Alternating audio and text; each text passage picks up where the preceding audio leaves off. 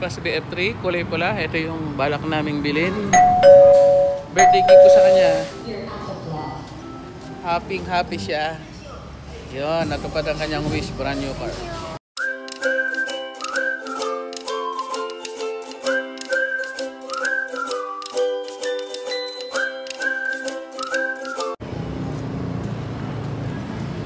Per kilometer sir, yung nasa 1.2 pesos lang yung nagagastos. Almost 2 pesos lang siya.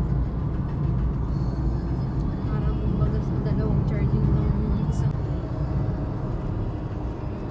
Oh. Malakas na nga. Kasi naka-ABS naman siya sir. So kailangan din magpalit ng busina kasi yung busina nyo malambing. Malambing. Ayan, Dito so- sir, yung grade ng Europa no? Oo. So nandito kami ngayon sa Urdaneta, nagte-test drive kami ng VinFast BF3. Ayan, nandito kami sa bypass road, no? Bilis na pa yung 63. Lakas pa ng atak. So apat yung sakay niya. Yan, mabilis pa rin umaakyat. Bilis. Ah, 100. naka 100 plus na siya.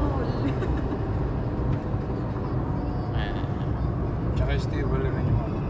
Ayan, stable siya. Binitaw niya manibela. Ayan.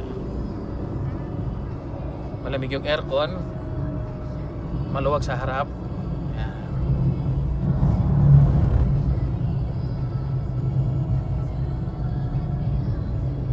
Gusto namin mag-test drive, okay naman.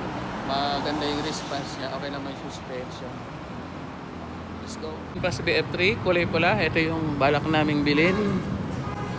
Ayan. So dito meron ding kulay dilaw. Ayan. Selector's edition na tayo yung kulay dilaw.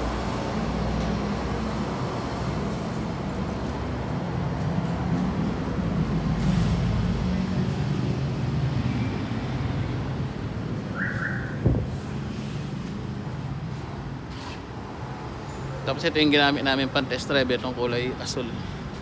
Ganda rin ang kulay. Ayan si Mrs. excited. Tuwang-tuwa, yung ngiti ang gantenga. Hindi pa namin alam kung mauuwi namin today. Sana mauwi namin. Okay. Ang BF3 na nakarehistro na. Oh. Yan. Gaya ng sabi nila, pag ikaw ay electric car, ang plate number mo ay kulay green. Which means exempted ka sa coding. Ganda rin yung dilaw.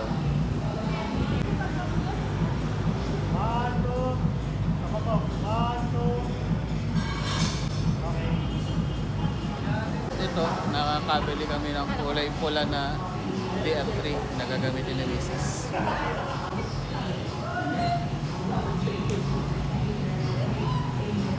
Nakaupo na siya sa kanyang BF3 na kulay pula.